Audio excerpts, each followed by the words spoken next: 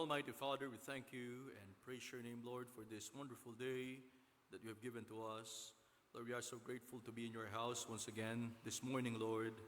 Thank you for the grace and the safety that you have bestowed upon us, Lord, on our way here. I thank you, God, most especially for the eternal salvation that you have provided to us through your Son, Jesus Christ. Maraming salamat, Panginoong Diyos, na siya po'y sinugo po ninyo upang maipanganak sa sabsaban at siya po'y mamatay sa krus ng Kalbaryo upang kami po, Panginoon, matubos sa aming mga kasalanan. Ngayon po umaga na to, kami po ay nanghingi po ng kapatawaran sa lahat ng aming nagawang kasalanan sa inyo, anuman po mga bagay na pwede po maging hadlang, Panginoong Diyos, sa pagtanggap po namin ng pagpapala ninyo at maging sa paggamit niyo po ng worship po na to para kayo po'y mawalhati. Now, Lord, alisin niyo po, linisin niyo po ang aming mga puso at isipan. Kami po'y nagpapasalamat, Panginoong Diyos, sa mga bisita po namin na nandito ngayong umaga na to. If there's one or more than one in our midst, Lord, who are not yet sure that heaven is their home, I pray, God, that this day would be the day of their salvation. Panginoon, dalayan ko, Lord, na kayo po magpala, maging sa mga kapatid namin na may mga karamdaman. Si Sir Baguio, Lord, we pray for him. Continue to sustain him. Si Sir Rogie, Panginoong Diyos, at mga iba pa namin mga kapatid, Panginoon, na meron po mga karamdaman at ang kanilang mga pamilya. Dalayan ko, Lord, na nawa, kayo po ang mag-minister sa kanila pong mga pangangailangan. And I pray, God, that yung mga kapatid namin na nandito, na meron po mga iniinda, Panginoon, na mga sakit, dalayan ko, Lord, na kayo po magpagaling po sa kanila. Not only those who are physically struggling, O God, but even those, Lord, who are spiritually struggling. Panginoong Diyos, I pray that you give them humble hearts, Lord. I pray, God, that you get rid of our pride, Lord, and kasi po yung pride namin wala pong magagawa, Panginoong Diyos. Para kami po'y gamitin ninyo. If our hearts are filled with pride, Lord, you can never use us, O God. And I pray, Lord, this morning that you would be with every part of this service, O God, and with those people who are going to have the part, O God, kayo po magpala at maitaas po ang pangalan po ninyo sa lahat. At lalo-lalo na po sa salita po ninyo na mahahayag ngayon po umaga na to. Bigyan niyo po kami ng puso na kahanda, Panginoon, na tanggapin ang salita ninyo. Hearts, Lord, that are humble, hearts that are pliable, hearts, Lord, that are honest, O God, as we listen to your word, that we would indeed, Lord, respond to the preaching of your word today. We thank you so much for everything that you've done and everything that you are about to do, Lord. We thank you in advance. We ask all these things in the most precious name of your Son, Jesus Christ. Amen. Okay, let's remain standing as we sing some hymns this morning.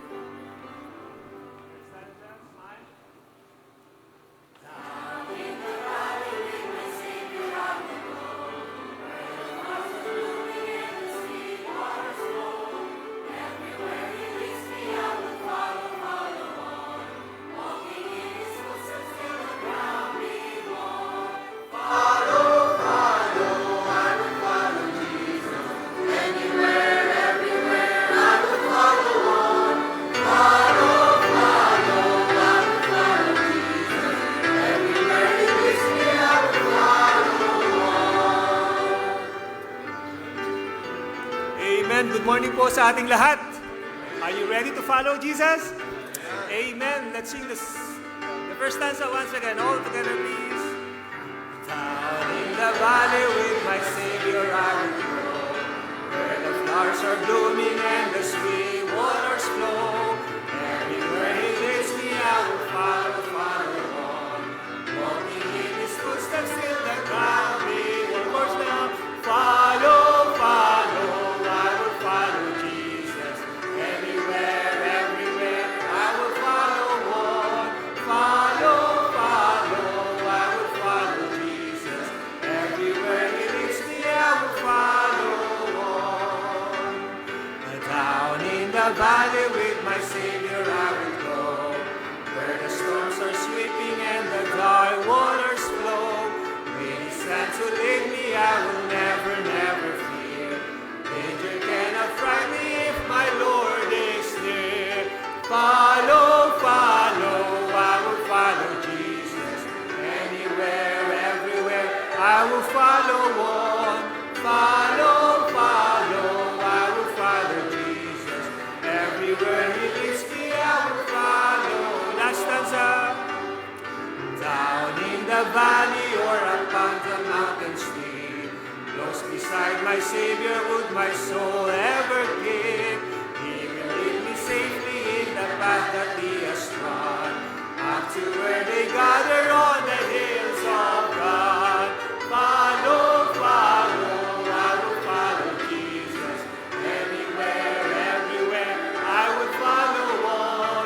Follow, follow, I will follow Jesus. Everywhere he leads me, I will follow on. Amen. For our second song, Angels We Have Heard on High. First stanza, please. Angels we have heard on high, sweetly singing o'er the plains, and the mountains in reply echo back their joyous strains.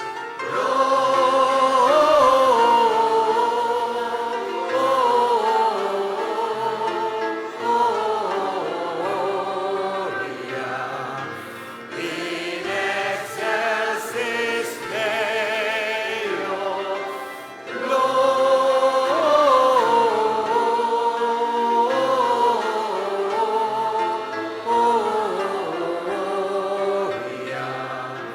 In excelsis Deo.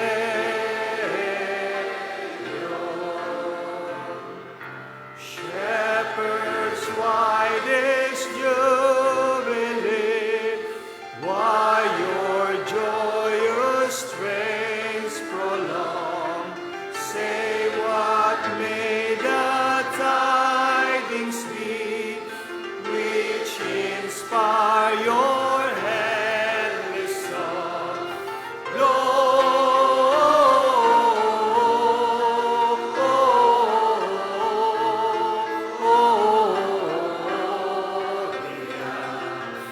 In excelsis Deo, Gloria.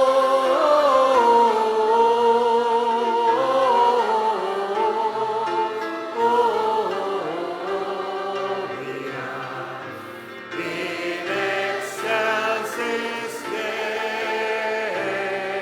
Deo. Last stanza, please. See in a manger laid, Jesus, Lord of heaven and earth. Mary, Joseph, lend your aid. With us sing our Savior's birth. Gloria.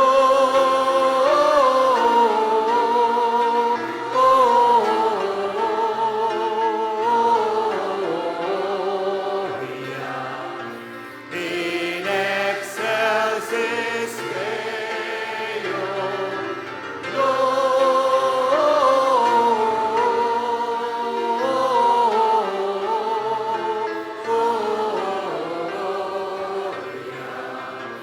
In excelsis Deo.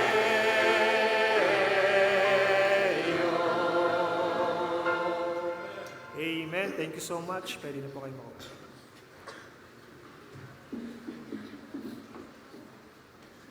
Amen and good morning po sa bawat isa. Okay, welcome to our morning worship service. So masaya ba kayo na nasa church tayo ngayong umaga na to? Amen. At welcome din po sa ating mga bisita sa umaga na to. Of course, welcome din natin. Nakita ko ngayon sa crowd si Brother Clyde na I think 3 years siya yata, no, Brad? Bago nakauwi. Kasi alam ko mayroong masaya ngayon na nandiyan ka, Brad. Si Ma'am Del. Si Ma'am Del. But welcome din po natin yung mga first-time visitor. May mga blue card na hawak si Pastor ngayon. So thank you po. Nagpapasalamat kami sa mga bisita namin na kasama namin kayo sa umaga na to. At ang prayer po namin today or this period or this season, we are celebrating the reason for the season, yung kapanganakan ng ating Panginoong Hesus. At ang panalangin po para namin sa inyo, mga bisita namin, kung hindi pa po ninyo nakikilala yung Panginoon, this will be the greatest gift na pwede mo matanggap kung sa pangangaral ng salita ng Diyos ay makilala niyo po yung ating Panginoon. Okay, so ang ating pong attendance kanina, 324. Okay, amen? Maganda yung attendance po natin kanina. At ipag-pray din po natin yung ibang mga kapatiran natin. Maybe some of them are traveling. At yung iba naman, kagaya ng binanggit ni Pastor kanina, may mga karamdaman. So let's remember them in prayer. At sana yung mga kasamahan din natin na kung saan man sila nagpunta ngayon, nagbakasyon, we trust na sila rin ay nananambahan sa kung saang location sila nandun. Okay? Yun yung hamon sa atin ng ating ng church na ito at sa leadership ng ating pastor. Okay? So, another thing, nag-start tayo kanina sa ating Sunday school at very timely yung ating mga Sunday school lesson. So we would like to continue to encourage each one. Nag-i-start po ang ating Sunday school, especially yung mga bisita namin. Welcome din po kayong dumalo at sumama po sa ating pong Sunday school. At napaganda po ng lesson ng ating Sunday school at ang challenge po natin ay yung i-apply po natin, magkakaroon ng pakinabang yung lesson po natin kung may apply at may pamuhay po natin. Okay? So punta po ako quickly dito po sa ating mga dates to remember. Okay? So yung ating pong academy student, magre-resume na po sila ng January 5. Yung mga seminary student naman natin, January 6 mag-start yung kanilang class. At ngayon po, nakakatuwa na nasa banner po natin, magkakaroon po tayo once again, just like last year. This year pa rin pala, but feeling ko lumipat na. But this year, nag-start tayo ng prayer conference, but January 15 to 16 ay magkakaroon ulit tayo ng prayer conference. So, would like to encourage each one na suportahan natin ito. At ito ay in preparation for our upcoming missions conference. Again, ito po ay from February 3 to 5. Yan po yung as early as now talagang dapat alagaan na natin sa prayer at paghahanda para po sa nalalapit po nating missions conference. Pag-pray natin yung ating mga magiging speaker, mga delegates, and most especially, let us pray for one another para patuloy nating makatch yung vision about mission. Yan po ang laging naririnig natin, the heart of the ministry of this church is mission. Kaya kailangan lagi natin po itong nakakatch. Okay, so yun naman po mga other activities po natin. Tayo sa couples, meron tayong luncheon fellowship tayo, yung couples. But yung mga regular activity, I'm not sure kung may changes sa ating mga other groups. Yung focus, meron din po silang fellowship at noontime. Then nagkakaroon ng orchestra practice at 2 p.m. Yung Youth for Christ, merong fellowship sila at 2:45. And then yung Christ Ambassador, 3 p.m., Young Ones Followers for Christ at 3 p.m., King's Kids at 3:30, and then later on, meron po tayong evening worship service at 5 p.m. So I believe, kung pinag-pray natin ng ating pastor, pinag-pray ba natin ng ating pastor? Then meron po tayong nag-aantay na blessing from the preaching of God's Word. At nais ko po kayong invite. Balik po tayo mamayang hapon kasi po meron pong another blessing na nag-aantay sa atin from the preaching of God's Word. So ito muna po yung ating announcement sa umaga na to. Once again, good morning po.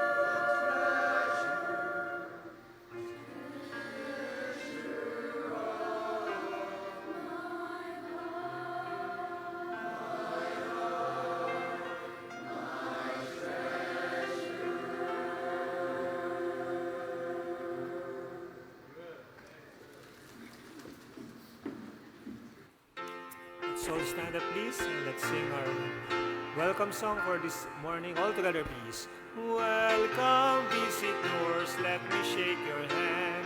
Mountain View BBC, welcome everyone. Welcome, visitors, let me shake your hand.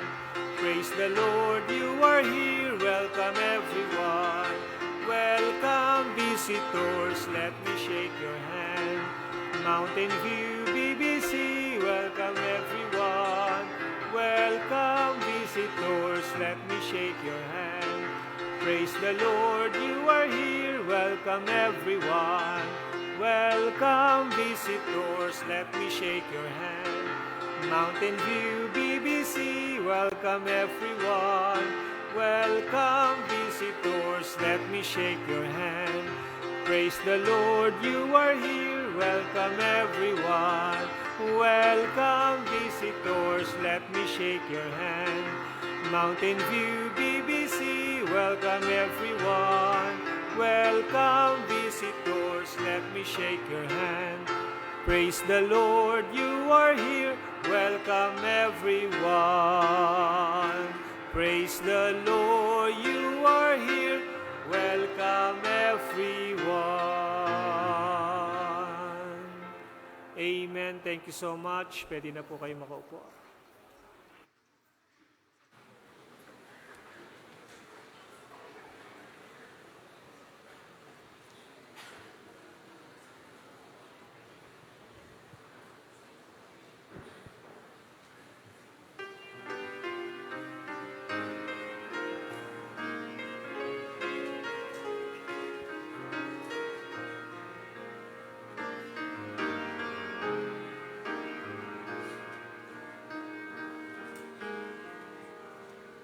Sin grips the heart within, the curse of fallen man. His pride and selfishness we hold inside.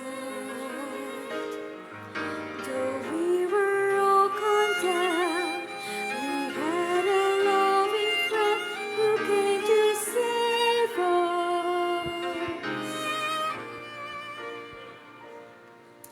He lived a perfect life and gave the blinder sight.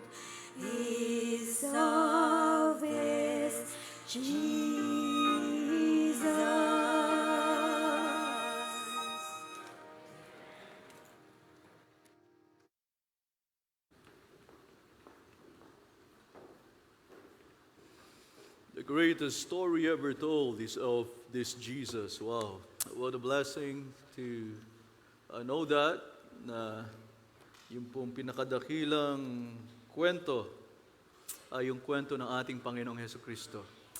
And so kasi kahit gaano kaganda ang kwento, if Jesus Christ did not come on earth, wala pong kabuluhan yan. Kahit gaano makaganda yung mga kwento po natin sa ating sariling mga buhay, ay wala pa rin tayong kapag-apag-asa kung ating Panginoon si Kristo po ay hindi pinanganak, if He was not born in a manger and died on that cross. So before we will have our preaching this morning, I just wanted to announce that this coming Wednesday po, this Wednesday, it would be the 24th, no? And the 31st of December, I will have a lunch fellowship on Wednesday. And then right after our lunch fellowship, I will go ahead and hold our service, our midweek service. Now, we understand that some of you, or most of you, if not all of you, are planning to spend time with your families, no, yung mga relatives po ninyo. And so we will have a lunch fellowship on the Wednesday. So 12 o'clock, mag-start po tayo. And then after that, we will go ahead and have our midweek service now. Para maaga po tayo matapos and makapag-spend po tayo ng ample time with our family members. And so please be reminded of that. So this morning, we'd like to invite everyone to turn your Bibles to the book of Matthew chapter number 2. Matthew chapter number 2, we'll be reading from verse number 12 until the end of the chapter. Matthew chapter number 2, verses 12 to 23. As you turn your Bibles there, I would like to welcome yung mga bisita po natin, lalo na yung mga first-time guests po natin this morning. We are so privileged and honored to have you today. And it is our desire na ito pong service na ito ay maging pagpapala po sa inyo.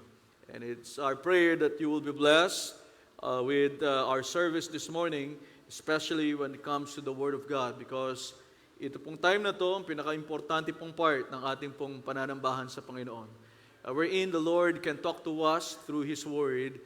And I hope that everyone's heart is ready as we listen to the Word of God, that we would take to heart every principle that we would learn from His Word. Matthew chapter number 2 in your Bibles, Matthew chapter number 2, we will be reading from verse number 12 until the end of the chapter, which is verse number 23.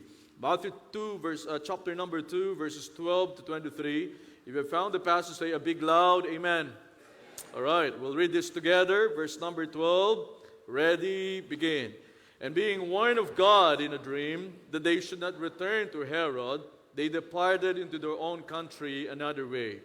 And when they were departed, behold, the angel of the Lord appeareth to Joseph in a dream, saying, Arise, and take the young child and his mother, and flee into Egypt. And be thou there until I bring thee word, for Herod will seek the young child to destroy him. When he arose, he took the young child and his mother by night, and departed into Egypt, and was there until the death of Herod, that it might be fulfilled which was spoken of the Lord by the prophet, saying, Out of Egypt have I called my son. Then Herod, when he saw that he was mocked of the wise men, was exceeding wroth, and sent forth, and slew all the children that were in Bethlehem, and in all the coast thereof, from 2 years old and under, according to the time which he had diligently inquired of the wise men. Then was fulfilled that which was spoken by Jeremy the prophet, saying, In Ramah was there a voice heard, lamentation and weeping, and great mourning, and would be comforted because they are not. But when Herod was dead, behold, an angel of the Lord appeareth in a dream to Joseph in Egypt, saying, Arise, and take the young child and his mother, and go into the land of Israel, for they are dead which sought the young child's life. And he arose, and took the young child and his mother, and came into the land of Israel. But when he heard that Archelaus did reign in Judea in the room of his father Herod, he was afraid to go thither. Notwithstanding, being warned of God in a dream, he turned aside into the parts of Galilee. And he came and dwelt in a city called Nazareth, that it might be fulfilled which was spoken by the prophets, he shall be called a Nazarene. This morning, I'd like to preach a message with this title, God carries out His plan in the right place at the right time. God carries out His plan in the right place at the right time. Let's go to the Lord in prayer. Once again, O God, we come before your throne of grace, thanking you for this blessed privilege, Lord, that we can fellowship around your word, O God, today. Maraming salamat, Panginoong Diyos, sa kalayaan na ipinagkaloob niyo po sa amin. We do appreciate, O God, the liberty to worship together, Lord, as believers, as brothers and sisters in the Lord. And we are also, Lord, so grateful for our guests this morning. Dalayan ko, Lord, na mangusap po kayo sa bawat puso ng bawat isa po sa amin ngayong oras po na to. Panginoong Diyos, wala po akong magagawa bilang inyong lingkod, Panginoong Diyos. Kaya po ngayong oras na to, I pray, God, that you'd purify my heart, Lord. And Lord, I pray that you'd use your servant and the message that is going to be preached, Lord, today to stir our hearts up. And I pray, God, na kami po yung nakahanda na tanggapin po ang salita po ninyo. Lalo-lalo na po, Panginoong Diyos, kung may mga kaibigan kami na nasa aming kalagitnaan ngayon who are not yet sure that heaven is their home, I pray, God, that this day would indeed be the day of their salvation, wherein, Lord, sila po ay makasigurado, Panginoong Diyos, na langit ang punta nila sa pangitan po ng kanilang pagsisisi ng kasalanan, pananampalataya kay Kristo bilang kanilang sariling tagapagligtas. Maraming salamat po sa lahat, Panginoon, ng ginawa po ninyo at gagawin po ninyo ngayong pong araw na ito. Kayo lamang po may taas, wala na pong iba, Panginoong Diyos. Ito po ang aming dalangin sa pangalan ni Jesus. Amen. You may be seated. Thank you. God carries out His plan in the right place at the right time. Well, usually po, during Christmas season, we focus on the first verses ng chapter number 2 of Matthew, first verses ng Matthew chapter number 2. But this morning, we're not going to do that. We're not going to focus on the visit of the wise men sa young child Jesus. No, inuulit ko po, no, hindi na po siya sanggol yung mga wise men ay bumisita kay Jesus. And He was no longer in a manger, He's already in the house. And unlike, the visit of the shepherds, wherein we can find that in Luke chapter number 2, makita natin na yung po mga shepherds, nung pumunta po sila, they went to, dun po sa sabsaban, sabi ng Biblia, the Lord lying in a manger, He was still a baby, but by the time that the wise men came to visit Jesus, He was already a young child. He was no longer in a manger, He was in the house. At makita po natin yung difference nun, mga kapatid, na yung sa Luke chapter number 2 po, ay nandun si Mary at saka si Joseph, para sa Matthew chapter number 2, only Mary was present together with the young child Jesus. And in fact, He's not referred to as a baby anymore, He was called a young child.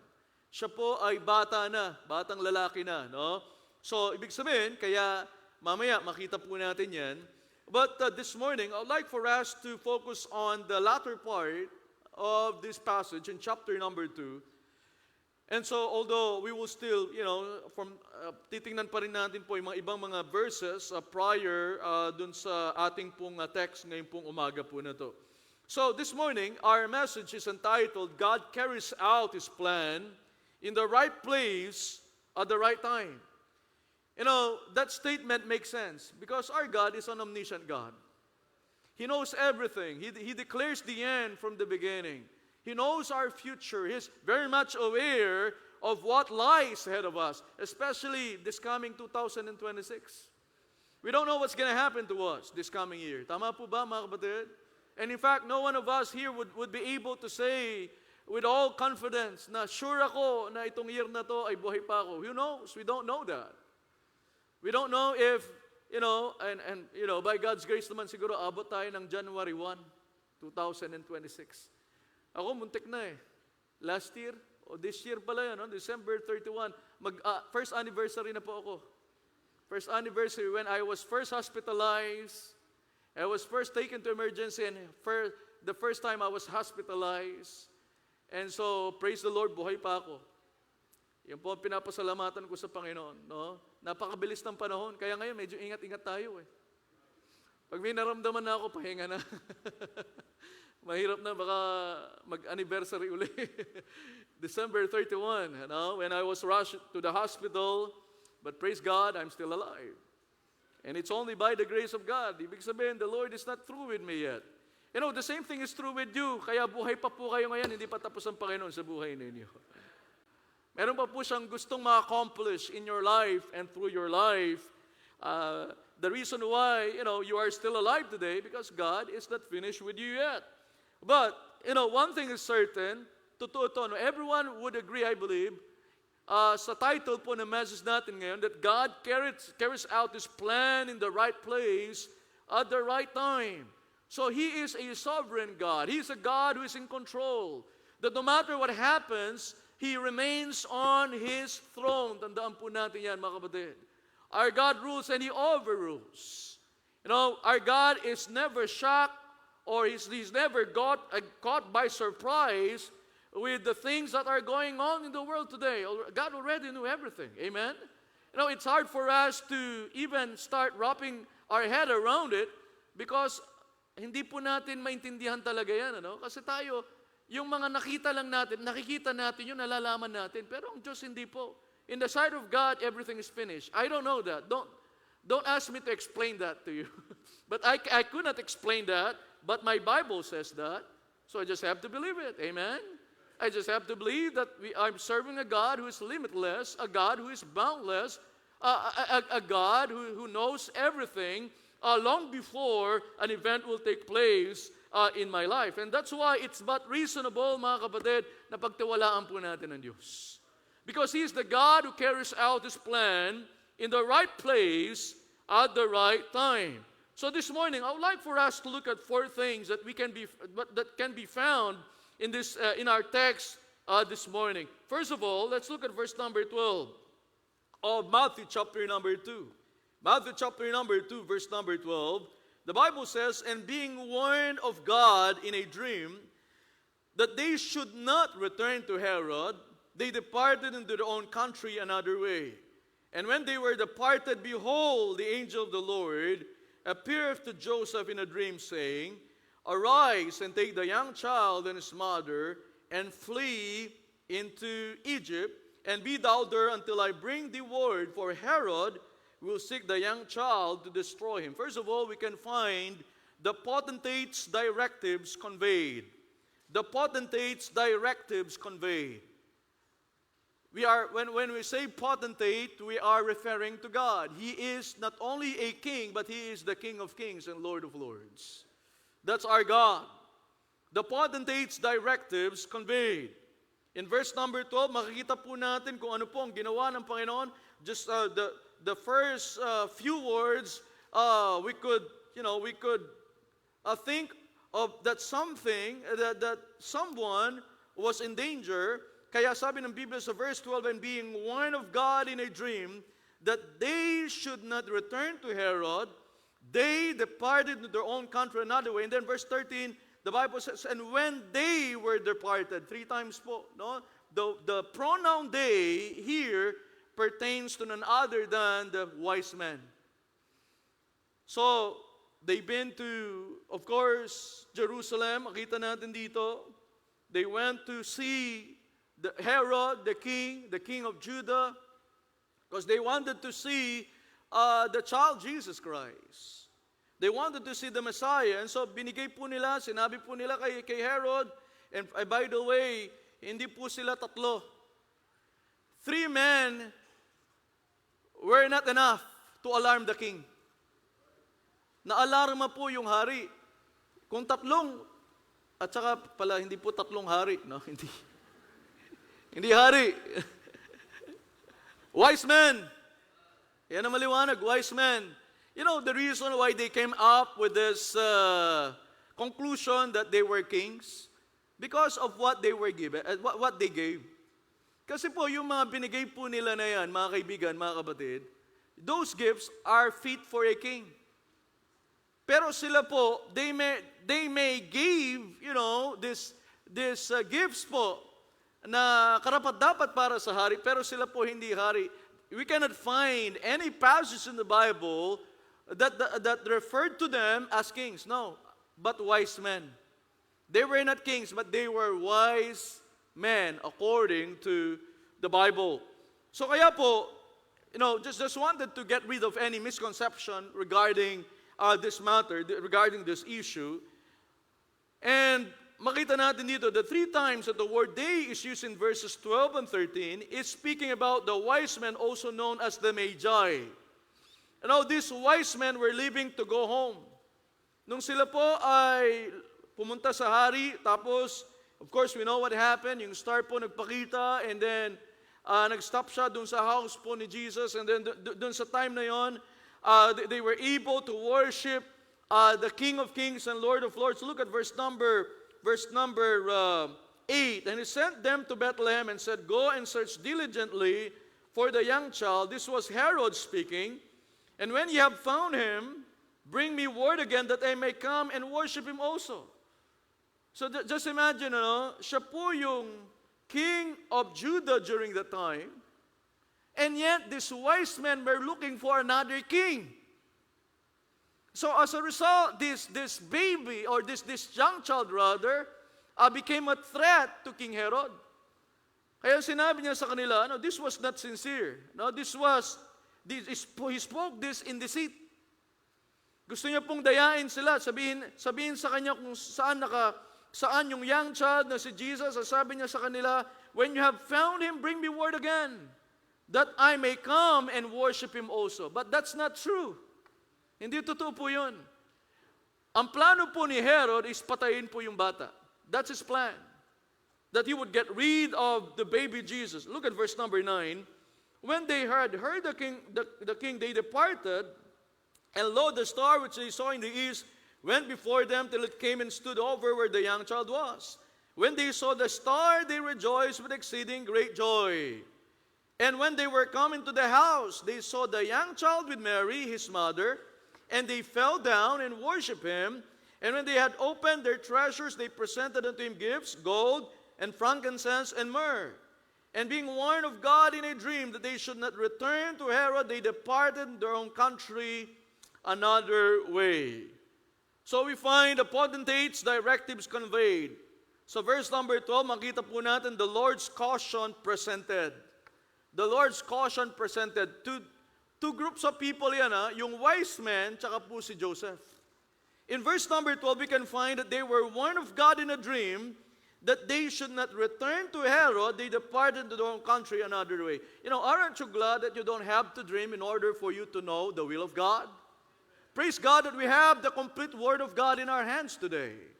And thank God that kung kayo po ay nangangailangan po, gusto po natin ang mensahe ng Panginoon, then we can turn to the Word of God. And praise the Lord that dreams are no longer applicable right now in order for you and me to be able to know what God's specific will for us. But praise God na meron po tayong salita po ng Diyos. But during that time, they didn't have the complete Bible yet. And so the Lord, He revealed His will, His message. One of the ways was through dreams. So sabi ng Panginoon sa kanila, huwag na kayong bumalik doon kasi si Herod ay may gustong gawin sa bata. So the Lord's caution presented. Not only that, look at chapter number 2, verse number 13, the last part. Sabi ng Bible rito, "For Herod will seek the young child to destroy him." The Lord's caution presented. Mga kapatid, meron po mga warnings ang Panginoong Diyos sa atin. May mga bagay po na sinasabi niya, huwag mong gawin yan. Don't do that. Yan po, katulad po ng sinabi niya rito, the wise men could have returned. Their plan was to return to Herod in order to inform him where they found Jesus. Pero sabi ng Panginoon, huwag na kayong bumalik doon.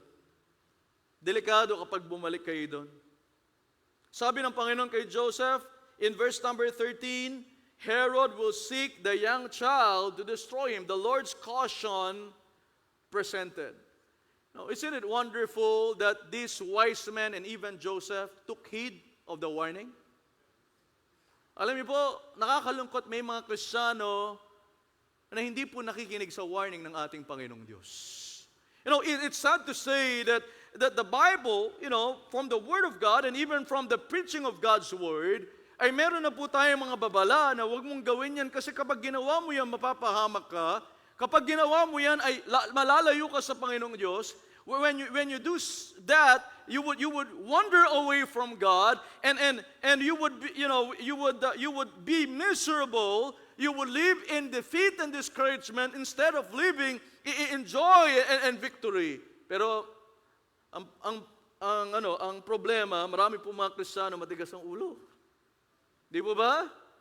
But I'm glad na meron tayong example rito, hindi matigas ang ulo nila. I hope that we would all emulate this wise man, tsaka si Joseph. Now, when the Lord warned them, they took heed to the warning. Papasalamat po ako sa church po na to na meron tayong mga leaders ng church, mga men and women of this church who don't fail to warn others when they're doing something that would cost them their lives to be destroyed. Pero alam nyo, kapag tayo wina-warningan, dapat take note of the warning. Don't ignore warnings, especially from the Word of God, mga kapatid. Lahat po tayo rito, all of us here need warnings. All of us here need to take heed of the warnings that can be found in the Scriptures. And there are times that God uses your God-given authorities in order to convey the warning. Dapat po maging maingat na tayo. Minsan sinasabi ng iba, hindi naman mangyayari yan. O overacting lang si pastor, overacting lang si advisor, overacting lang si youth leader, overacting lang yung nagba-Bible study sa akin. And then eventually, sasabihin mo, sayang, sana nakinig na ako sa warning. Sana nakinig na ako sa babala. Sana hindi na ganito ang buhay ko. I could have chosen to take heed to the warning. And sana ngayon, hindi ko na nararanasan itong mga problema na ito, itong mga issues sa buhay ko na ito.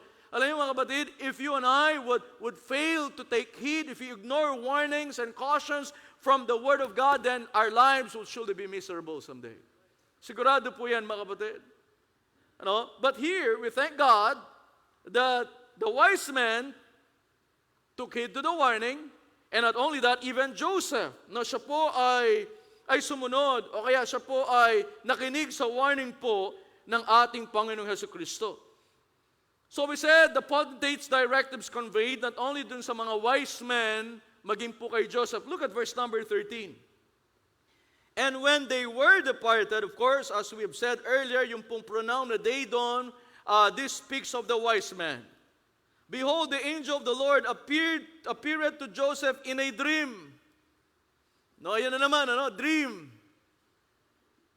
Kasi po, wala pang kompletong Bible noon.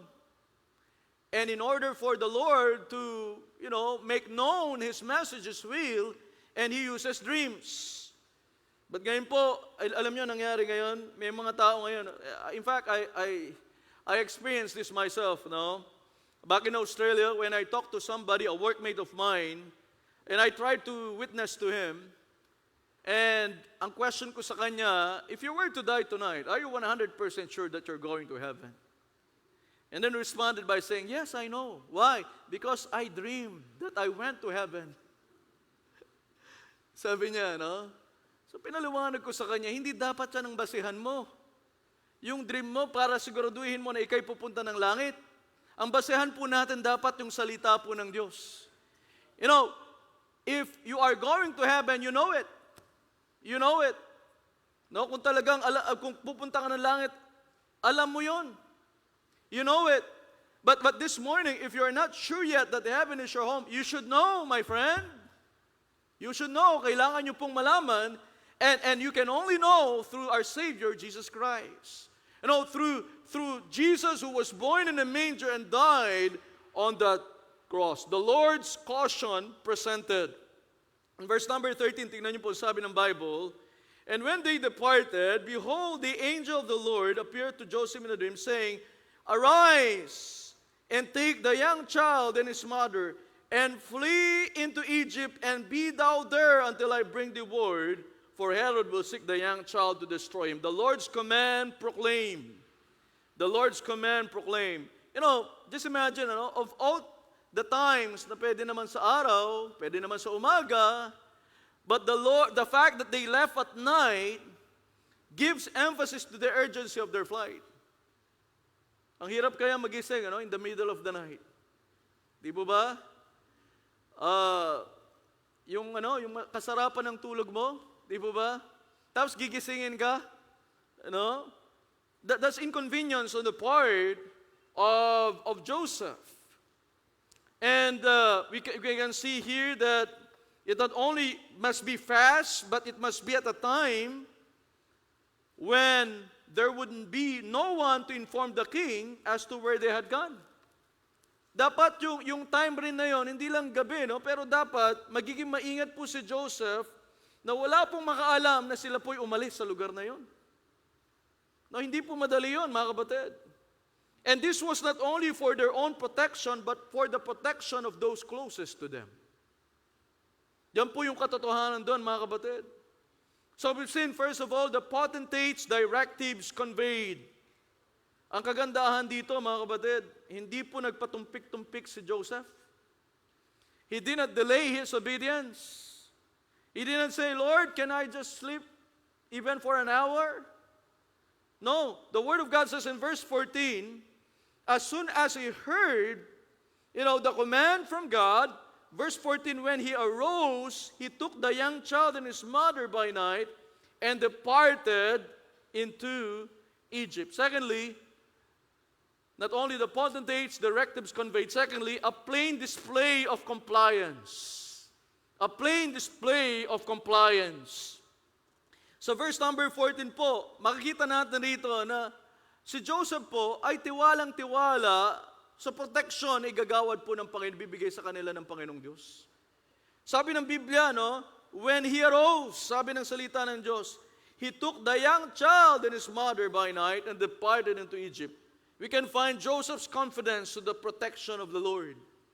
Joseph's confidence to the protection of the Lord.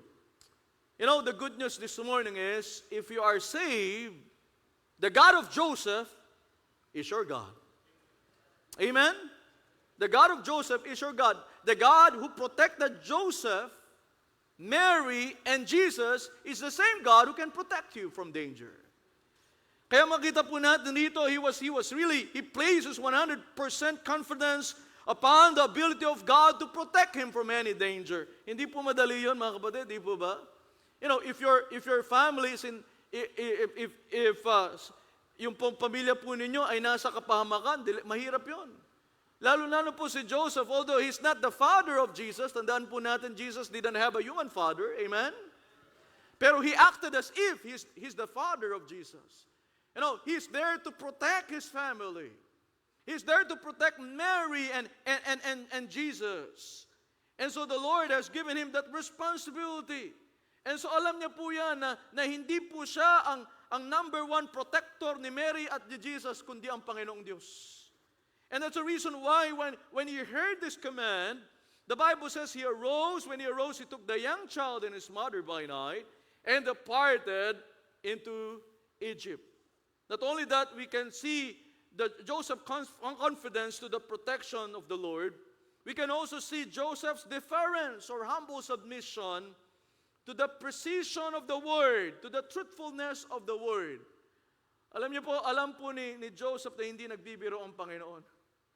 Alam mga kapatid, every time the Lord speaks to you, that's not a joke. You need to take it seriously.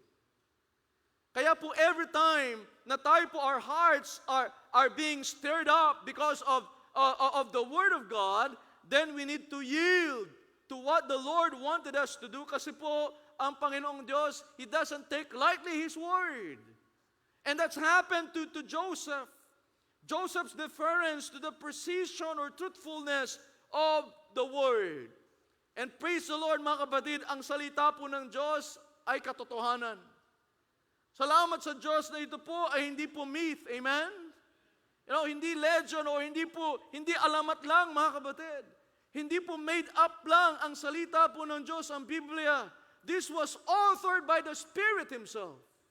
And praise God because this book is a perfect book. Amen? Because it was authored by a perfect God. Kaya po, napakapalad po natin bilang po mga mananampalataya. Every time we need help, every time we need answers, or every time we have questions, the Word of God has an answer to every question in our lives, mga kapatid. Maybe sinasabi natin, Pastor, is specific. Maybe it's not a specific answer, but you can use the principles of the Word of God in order for us to come up with a specific will of God sa buhay natin. Kaya po napakahalaga ng salita ng Diyos. And that's why this coming year, 2026, I would like to encourage its family, mga kapatid, start loving the book. You need to love the Bible. Tandaan natin, sabi po ng Panginoon that He magnified His Word above His name. So, the Bible is important to God. It must be important to you too. Kaya kung hindi pa po kayo nagfa-family altar, napaka-importante, alam niyo po, every Christian family is under attack today.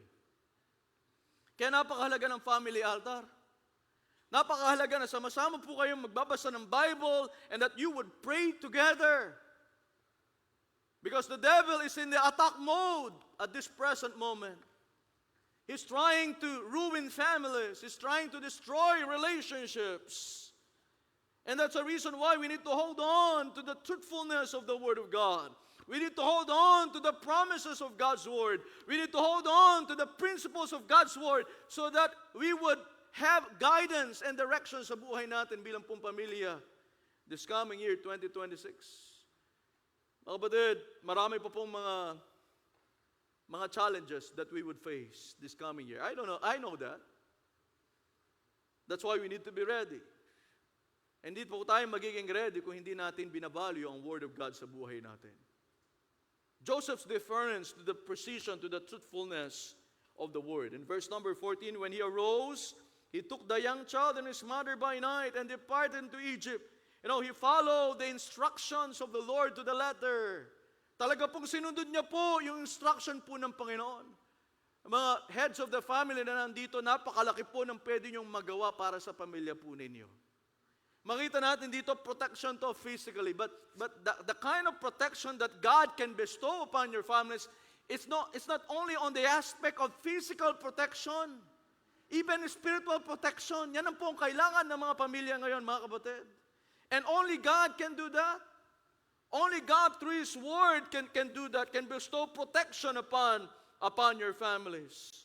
Joseph's deference to the precision of the Word. And look at verse number 15. Sabi ng Panginoon sa kanya, wala siyang sinabing time. Walang sinabing time. Hanggang ka lang, 1 month ka lang dyan. 1 month lang kayo dyan. At least, meron pong oras. Pero dito walang time eh. Hindi niya sinabing, how long would they stay in Egypt? Now, he was not told that. But sabi lang po ng salita ng Diyos, sa verse number 15, and was there until the death of Herod, that it might be fulfilled which was spoken. Sabi ng verse number 15 po, and was there until the death of Herod, that it might be fulfilled which was spoken of the Lord by the prophet, saying, out of Egypt have I called my son. Yan po ang tinutukoy ng salita po ng Panginoon, mga kapatid. So, we can see Joseph's patience to the program of the Lord. Joseph's patience to the program of the Lord. Kailangan natin ng patience di po ba? Kailangan po natin ng pagtitiis.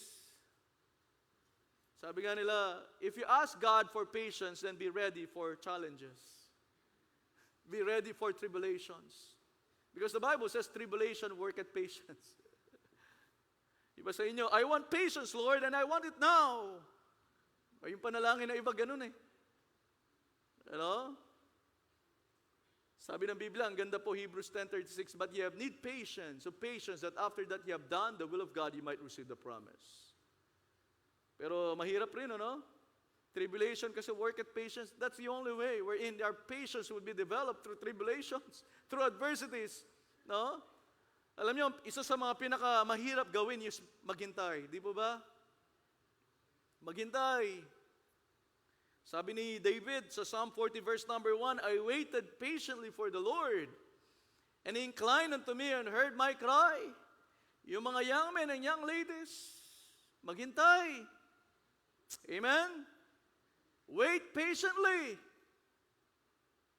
No? Maghintay po kayo. Maghintay kayo, mga young people, dun sa right time ng Panginoong Diyos. Kasi God has a perfect time. God had made everything beautiful in His time. Joseph patience to the program of the Lord. You know, Joseph didn't know that he would be staying in Egypt until the death of Herod. He didn't know that. The Lord didn't reveal that to him. Now, may mga times na yung mga plano o paraan po ng Panginoon sa ating buhay, there are times that God's ways don't make sense to us. Tandaan natin, no? God's plans don't appeal to our flesh. No? God's plans don't appeal to our flesh. God's ways don't appeal to our flesh. Alam, bakit ganon? Kasi we should not operate based on our feelings. We should operate based on the Word of God. Hindi sa kung anong alam mong tama, kung anong alam mong makakabuti sa iyo. Hindi po ganon, mga kapatid. Pag may pinapakita na ang Panginoon sa buhay natin, na sinasabi niya, huwag mong gawin yan, at pinilit mo pa rin, delikado yan, mga kapatid. Pagsisisihan po natin ang bandang huli. You know, the Lord did not save us in order for us to live in misery. The Lord saved us in order for us to live an abundant life, a life that is filled with joy, victory, and peace. Just like Joseph, you know, let's be patient to the program of the Lord. Mga kapatid, nakaprograma lahat yan. The Lord has already planned it all. Nakaplano po yan. Even His Son, the birth of His Son was already planned from eternity. Alam na po ng Panginoon yan, mga kapatid. That's already in God's mind. But here, tayo po bilang mga Kristiyan, tingnan niyo sabi ng Biblia, no? Sa chapter number 2, verse number 15, sabi ng Biblia, and was there until the death of Herod. I wonder, no? Kung kayo si Joseph, Lord, hanggang kailan kaya ako rito? Tandaan nyo, Egypt yan, ha? That's a strange land for Joseph and Mary. And yet the Lord allowed them to stay there. He had a purpose. The Lord had a purpose, we know. God never moves without purpose or plan. And so meron pong plano, may layunin ng Diyos. Bakit nandun sila? Ano po yung layunin niya, mga kapatid? Alam nyo, may layunin. Do you know that Egypt is a picture of the world? Pinapabayaan po tayo, inaalaw ng Panginoon mabuhay pa tayo dito sa mundo. You know, we are not citizens of this world. Amen? We are not permanent residents of this world. We are citizens of heaven. But the problem at times is we may think, why does God still allow us to be here? He must have a purpose. Just like, you know, sila Joseph and Mary na nasa Egypt po, tayo po nasa mundo na to, mga kapatid, meron pa siyang plano sa buhay natin. Meron pa siyang layunin sa buhay natin, why we're still in this world. He wants to use us, mga kapatid, para po maraming tao makarating po sa langit darating ang panahon. And we are still alive because the Lord still has a purpose for us. No, para hindi po madali yung paghihintay. Nabanggit ko po sa inyo kanina, no? Siguro after a month, naghihintay si Joseph, ano kaya susunod na instruction ng Panginoon? After a month. Then after 2 months, ang hirap, ang tagal po ng oras kapag binibilang mo, di ba? Tama po ba? Pero kapag hindi mo binibilang oras, napakabilis lumipas. I know that Joseph, no? Kaya makita natin yung submissive heart ni Joseph sa Panginoong Diyos. Alam po ni Joseph knew exactly that the plan of God is for his own good, no? Pati po ng kanyang family. Joseph's patience to the program of the Lord.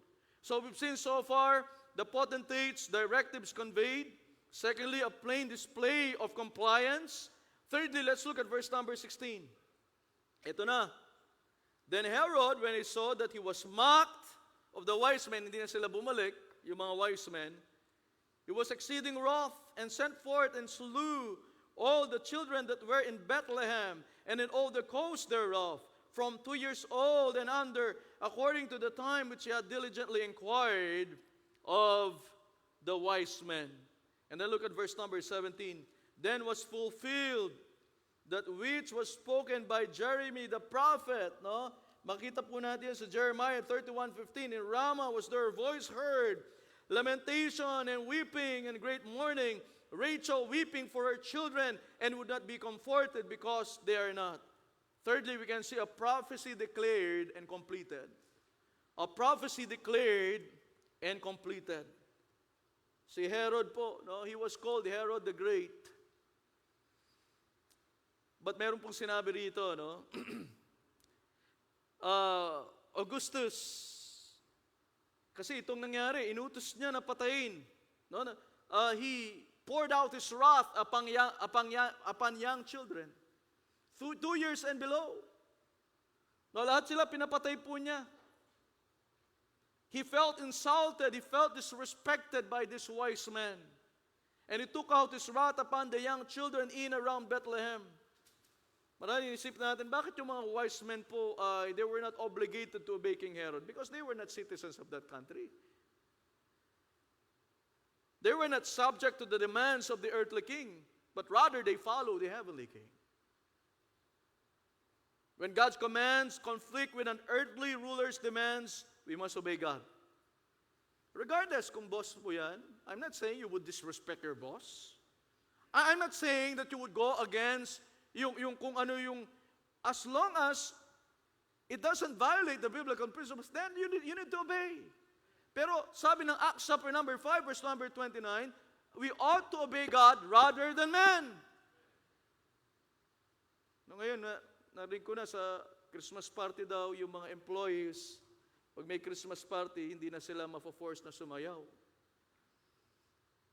Narinig niyo po yun? They're not forced to dance. No? Alam niyo, kahit na pa i-force kang i-dance, kung ikaw Kristiyano ka, you won't do it. Because you know that that's not pleasing to God. Amen? Sasabihin nila, ay pastor, may dancing naman sa Bible. Dancing in the Bible has a different usage. Come on. No, the word dancing in the Bible has a usage as an opposite of mourning. It's an outward display of rejoicing. Yan po yung sinasabi ng Biblia, mga kapatid. No, kaya, kahit sino pa magsabi sa iyo na, sasabihin sa iyo, you need to do this, you need to do that. If that violates the biblical principle, then don't do it. Don't do it. You ought to obey God rather than man. Bakit sino ba yung authority? Sino ba yung ultimate authority mo? Hindi naman po yung tao. Our ultimate authority is our God, mga kapatid. Follow the authority, and even the pastor, follow the pastor as he follows God. But if he doesn't follow God anymore, don't follow him. Sinasabi ko po sa inyo ito, mga kapatid. If I don't follow Christ, don't follow me. Sabi ni Apostle Paul, follow me as I follow Christ. Because our ultimate authority is none other than our God. Yes, yung boss po natin, boss ninyo, ginagamit po ng Panginoon in order to provide your needs. But tandaan nyo, ang greatest provider is none other than God. Kaya po napakahalaga that we need to take a stand, mga kapatid. Ano yung, inalagaan mo yung testimony mo for how many years, and then all of a sudden, isang party lang, babagsak, masisira ang testimony mo. Huwag natin gawin yun, mga kapatid. It's not worth it. Amen? It's not worth it. We ought to obey God rather than man. We will not be accountable to man anyway someday. We will be accountable to God. The Bible says, prepare to meet thy God. Prepare to meet thy God. Kaya salamat sa Panginoon, hindi po sila nag-yield dun sa demands ng earthly king. No? Alam niyo si matindi to, no? Si Herod the Great yan, He killed innocent children for fear of losing his throne. And then you know what? Ito yung pinaka-strange thing, Somebody said, Augustus, later being informed of Herod's actions and knowing that Herod himself had a son, just under 2, pati siya meron He commented that it is better to be Herod's pig than his son. Matindi yan, mga kapatid. Yung mga anak niya, pinapatay niya eh. Ganun katindi po si Herod. He lost his sanity because of his love for power. Yan po yung nangyari sa kanya, mga kapatid. And then not only that, look at verses 17 and 18. We can see a horrible prophecy fulfilled. In verses 17 and 18. Matthew chapter number 2, verse 17 and 18. The Bible says, then it was fulfilled that which was spoken by Jeremy the prophet, saying, in Ramah was there a voice heard, lamentation and weeping and great mourning. Rachel weeping for her children and would not be comforted because they are not. A horrible prophecy fulfilled. Now, makita natin dito, mayroong name na nabanggit dito, Rachel. Rachel was the mother of Benjamin, and she gave birth to him near Bethlehem and died in childbirth. Kaya nga, di ba, last Sunday, yung unang pangalan niya dapat Benoni. Tama po ba? Benoni. Pero pinalitan niya ni, pinalitan ni Jacob yan, ng Benjamin. So she gave birth to Benjamin near Bethlehem, and she died in childbirth. So Rachel was buried near Bethlehem, and is symbolically the mother of Bethlehem's children. Kaya binanggit dyan yung name na Rachel eh. The area around Bethlehem is where the tribe of Benjamin had their inheritance. So we can see here that God is giving us a mental picture of the emotional devastation and grief of the mothers of this area where the young children were killed. Just imagine that. Yung parents talaga, you will do everything in your own power to protect your children. Tama po ba? You'll do everything in your own power in order for them to be saved. Pero dito, just imagine, you witness yung pagpatay sa anak mo. Just imagine 2 years old and under. Innocent children, mga kapatid. There was no way to comfort the mothers of the children who were brutally killed. Kaya nangyari all over the region, the sound of inconsolable mothers. Napakaingay po ng kanilang iyak. They were crying over the death of their toddlers. It was heard. Yan ang sinasabi ng Biblia. Sa verse number 18, in Ramah was their voice heard, lamentation and weeping and great mourning. Rachel weeping for her children and would not be comforted because they are not. Antindi nun, Kaya matindi po si Herod, mga kapatid. And then look at verse number 19. But when Herod was dead, ito na yun, di ba? Hinihintay lang na mamatay si Herod. Hindi alam po ni Joseph yun nung una. But when Herod was dead, behold, an angel of the Lord appeared in a dream to Joseph in Egypt, saying, arise and take the young child and his mother, and go into the land of Israel. Hindi niya sinabing go back to Bethlehem, Pero Israel ang sinabi niya rito. Okay? Sabi niya rito, go into the land of Israel. Hindi specific kung saang lugar sa Israel. Di po ba? Walang hindi natin makita rito. Pero eventually, makita natin kung saan po. For they are dead which sought the young child's life. And look at verse 21. And he arose. Don't you like the phrase, and he arose, or when he arose? Amen?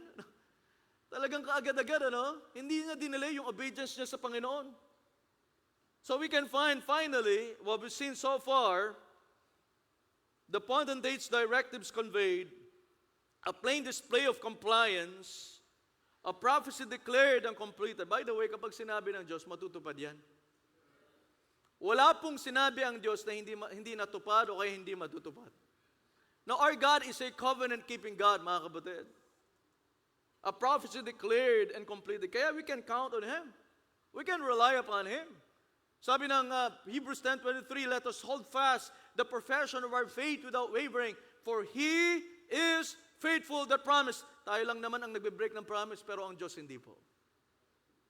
Now for men, promises are made to be broken, but not for God. Sa Panginoon, kapag siya ay nangako, tinutupad niya po, mga kapatid. And then finally, we can see a proof of devotion and commitment. A proof of devotion and commitment. Alam niyo, mga kapatid, hindi po yung proof natin, hindi po sapat yung salita. Na mapoprove natin sa Panginoon na committed ako sa iyo, Panginoong Diyos, devoted ako sa iyo, Panginoong Diyos, hindi po, mga kapatid.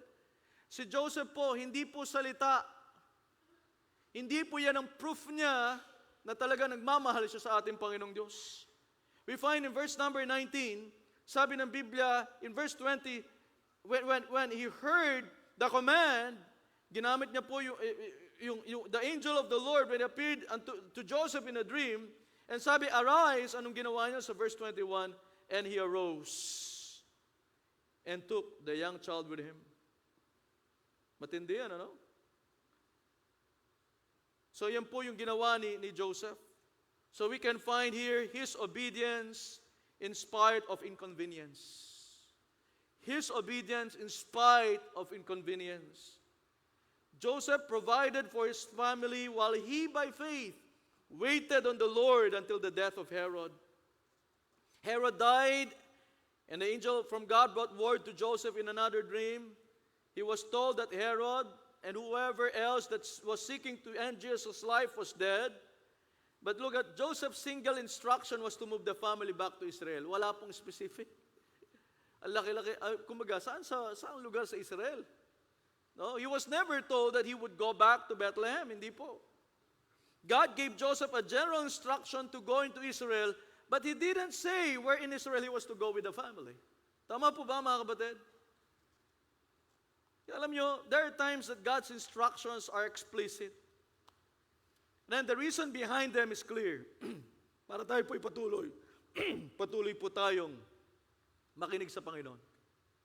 Kasi kapag yan na, okay na, nabigay na yung instruction, lahat specific na, baka hindi na tayo magtiwala sa Panginoon, sa direction ng Panginoon.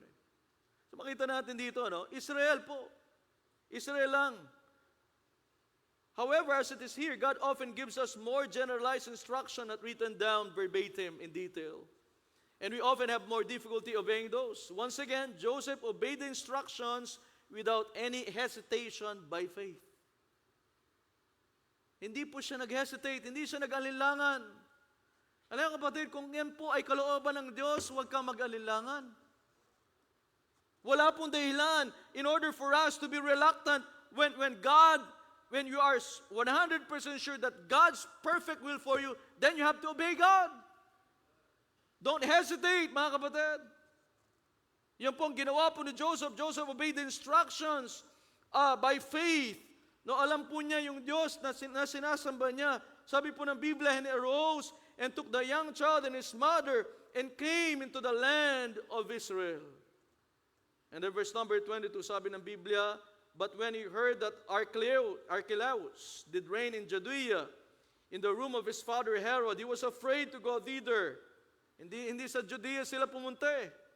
Kasi kung pupunta sila doon, nandun yung anak ni Herod. Siya po yung naghari during the time. Notwithstanding being warned of God, ito na naman, warned of God in a dream. The Bible is filled of warnings, mga kapatid. The Word of God is filled with warnings. And I hope na lahat po tayo rito ay talagang papakinggan po natin yung warning na galing po sa ating Panginoong Diyos. Sabi ng Biblia rito, notwithstanding being warned of God in a dream, he turned aside into the parts of Galilee. And he came and dwelt in a city called Nazareth, that it might be fulfilled, which was spoken by the prophets. He shall be called a Nazarene. His allegiance in spite of the circumstance.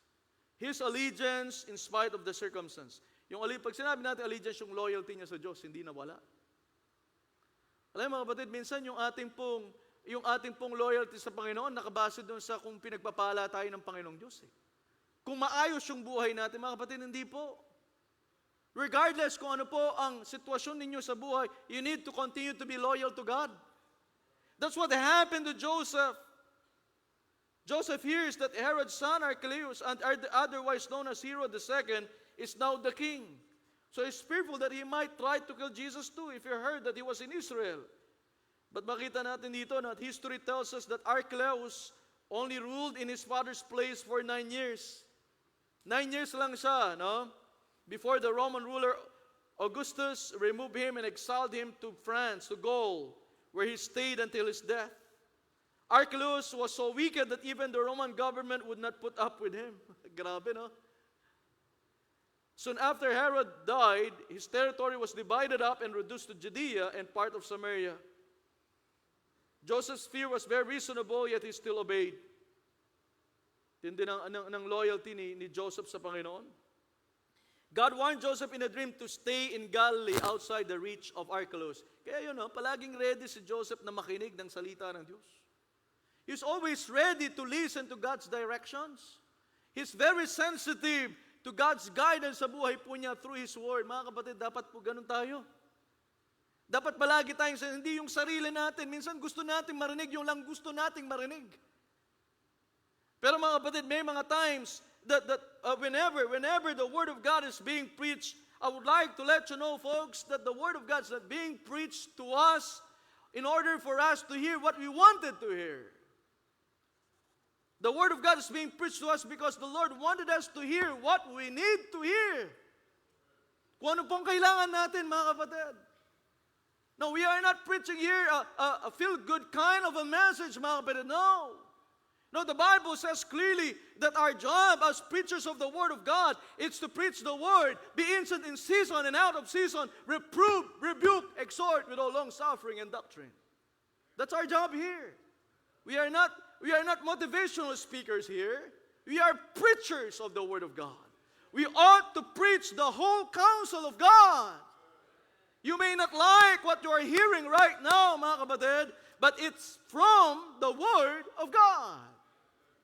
Kaya po napakahalaga that we are ready to, all of us here are ready to be rebuked. We are ready to be corrected. We are ready to change. That we are ready to allow the Holy Spirit of God to transform us to be conformed to the image of His Son, the Lord Jesus Christ.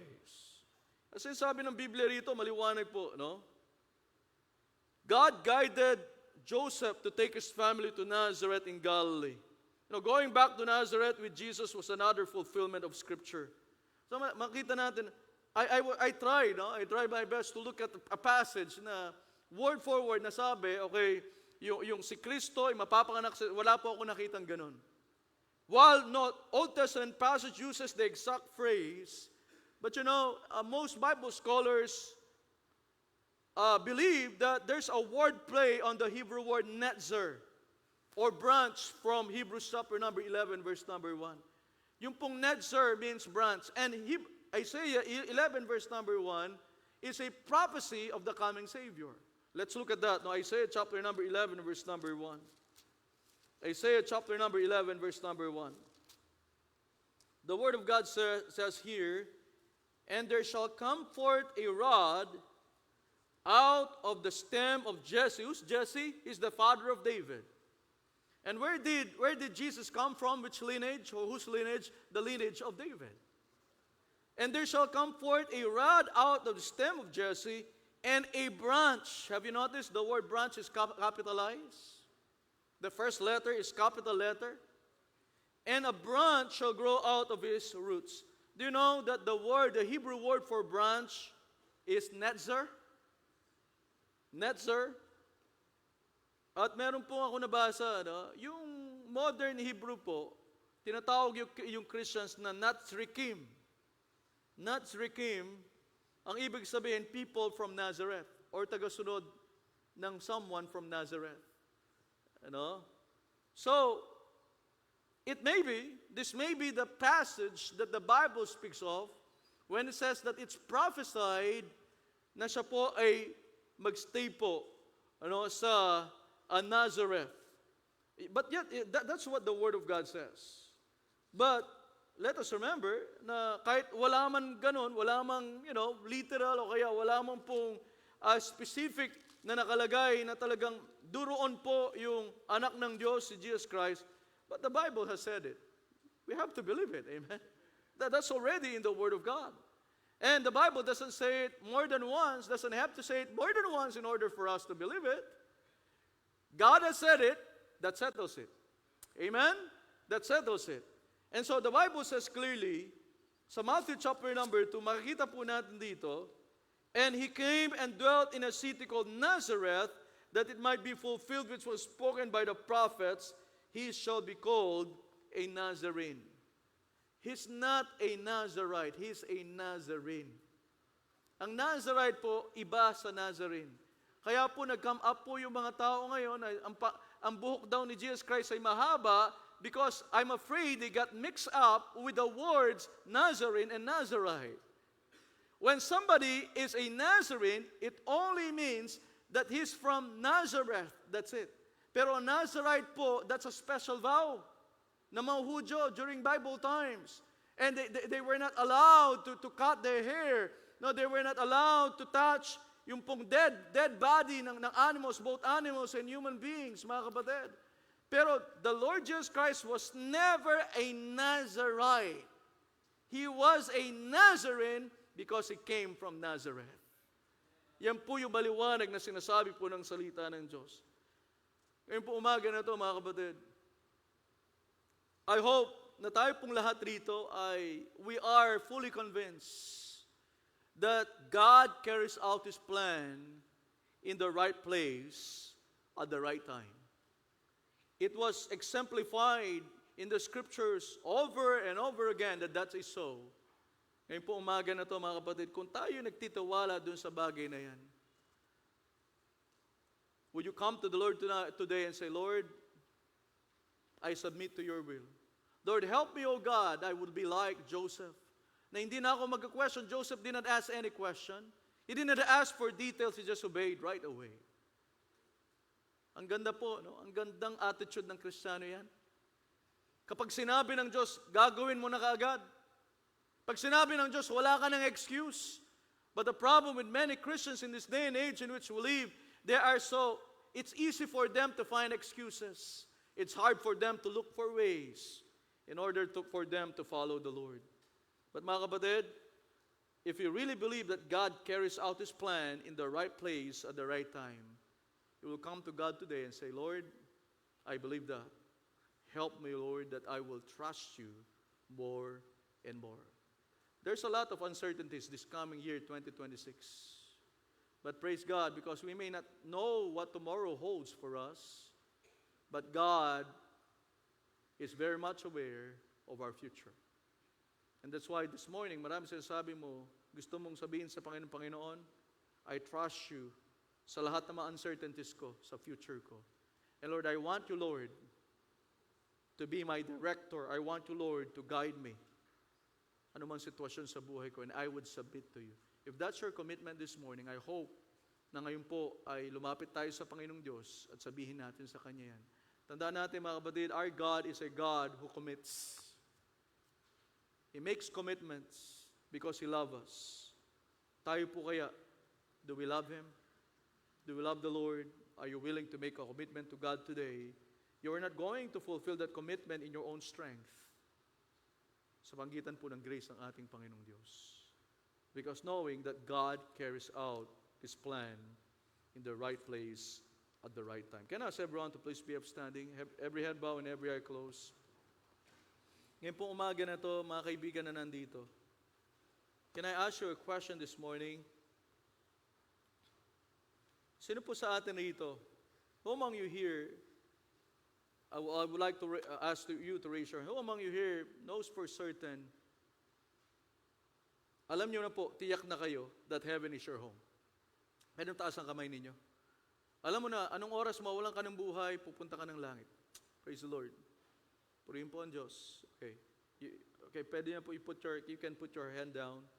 Nandito ka ngayon, you are here this morning and say, Pastor, hindi ko pa po alam. I'm not sure yet that heaven is my home. Lord, I don't know what to do, but the Bible says clearly that only Jesus Christ is He's the only way, the truth, and the life. The Bible says the only thing that you need to do is to come to the Lord, repent from your sins, and trust Christ and Him alone for your salvation. Hindi po kayo masasave ng church na to. This church doesn't have any power whatsoever to save you. It's the Lord. It's Jesus Christ.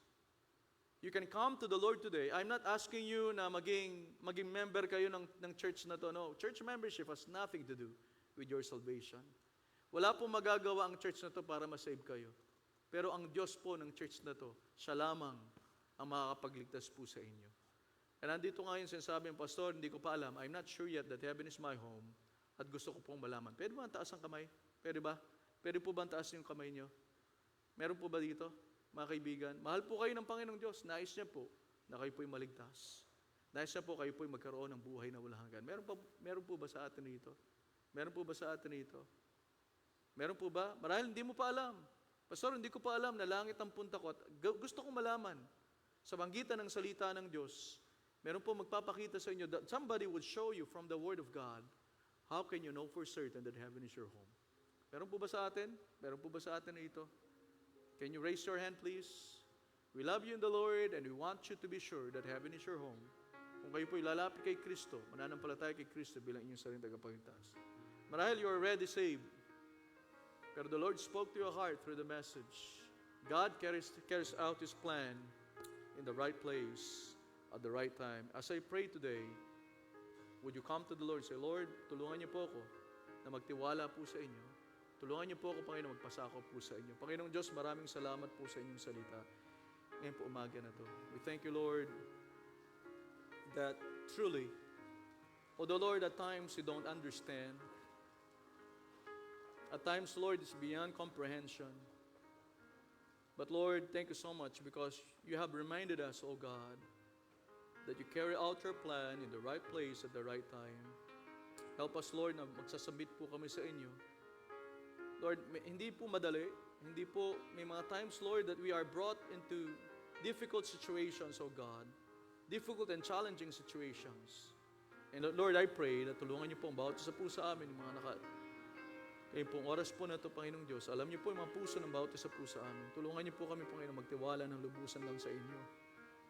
At nawa, Lord, ay kayo pong maitaas sa aming mga buhay. Bigyan niyo po kami ng kagalakan. Bigyan niyo po kami ng puso, Panginoong Diyos, na that we would trust you more and more. Especially, Lord, as we approach this coming year. Tulungan niyo po kami, Panginoon, na kayo lamang pong maitaas, wala na pong iba.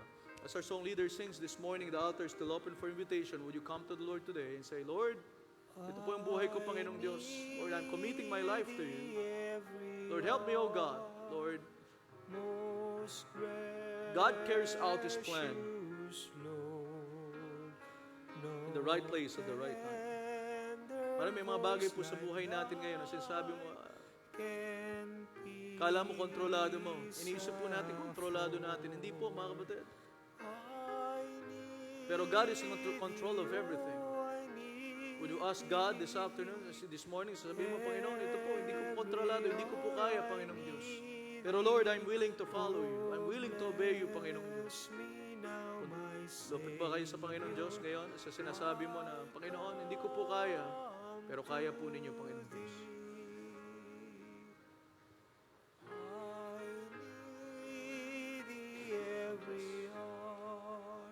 Stay down nearby.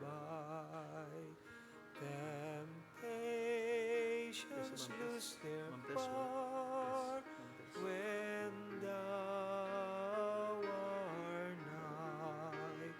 I need thee, oh, I need thee.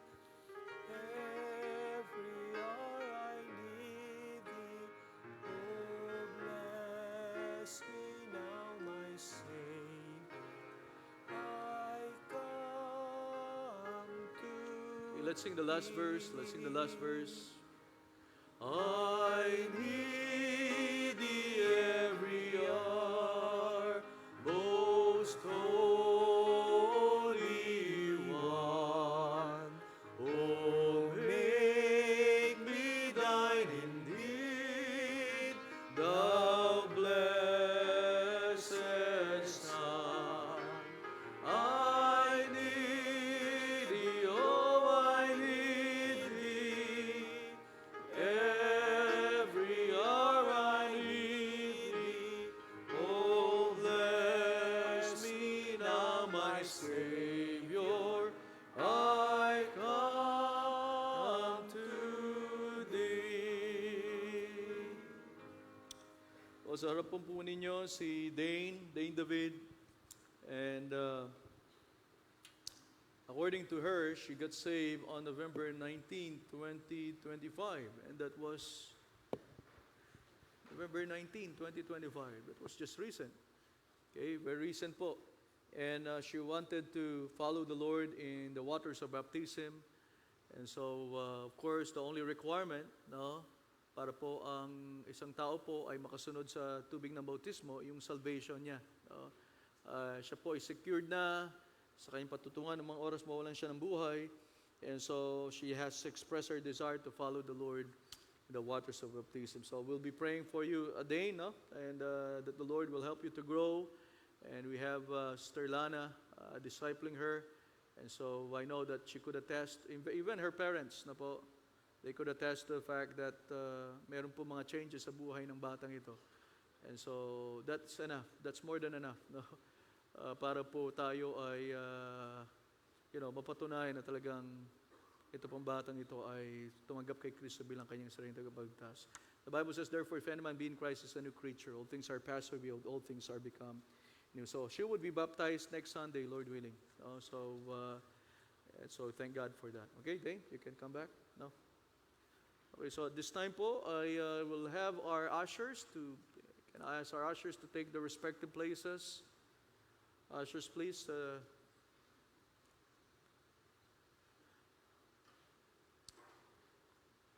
Okay. So, at this time po, para po sa ating mga first-time guests, if you are a first-time guest this morning, okay.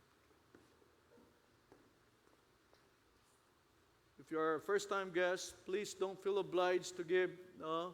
We receive offerings po at Mountain View Bible Baptist Church, but hindi po sa pilitan ng pagbibigay rito. We at Mountain View Bible Baptist Church, we love giving. We believe in the Bible passage is more blessed to give than to receive. So this time po, I would like to ask Sir Garcia to come and please lead us in offertory prayer, sir.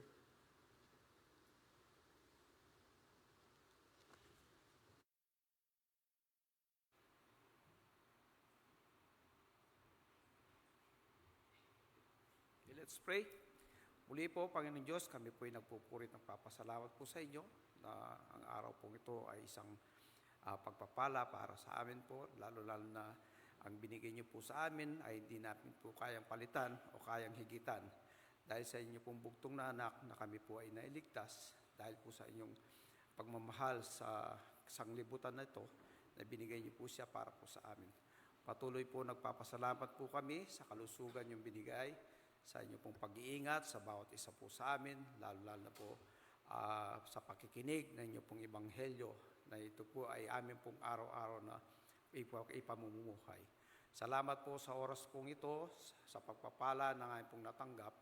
At muli po kami po ay nagpapasalamat at i-bless nyo rin po ang magbibigay at ang bibigyan para po magpatuloy nyo pong gawain na may kalat po ang magandang balita na inyo pong inabot sa amin. Lahat pong ito ay aming pong pinapasalamatan sa pangalan ni Jesus. Amen.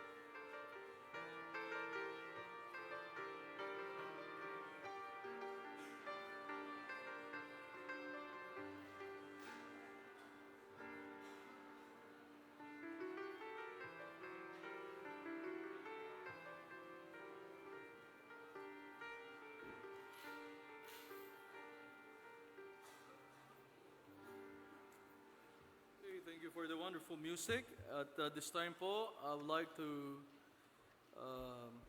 recognize po natin yung ating mga bisita, no? First time guests this morning, and I thank you so much for coming. And so I'd like to ask the Rain Nesnia, am I right? Is it Rain Nesnia? Can I ask you to please be upstanding? Yeah, please be upstanding. Thank you so much for coming, ma'am. And then we need somebody to harvest si Rain, si Ma'am Rain. And then Howard, is it Goss, sir? Howard Goss. So it's a blessing to have you, and we need somebody to harvest them po. Go ahead. Sa ating po mga harvester, si Sir Howard Goss, he's American from Texas, no? Dallas, Texas. So and so can we have, okay. We just want just a little acquaintance, sir, and ma'am, and also a light snack, no? Just to thank you for your presence this morning. All right, next one is tama po ba to? Emily? Tama po, Emily? Emily? Nasaan po si Ma'am Emily? Okay, Ma'am Emily. So, we need somebody to harvest Ma'am Emily. Come on, harvester. Go ahead, go ahead. Come on. Come on po. Go ahead, Bea. Iyan ninyo na. So, amen. Next one, si Marvin. Marvin, Sir Marvin. Nasa si Sir Marvin? Can you please be upstanding po? Nasa baba? Bumaba siya?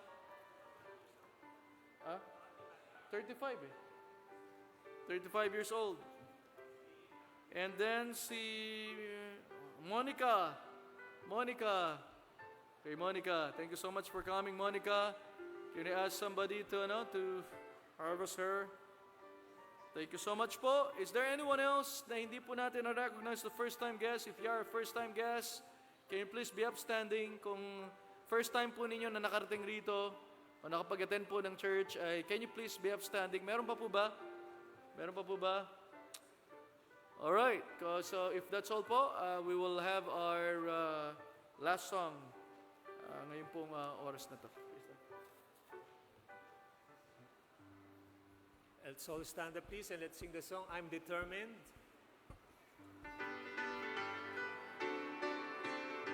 All together, please. I'm determined to live in the Spirit of the Lord. I'm determined to live in the Spirit of the Lord. He told me I could, if only I would.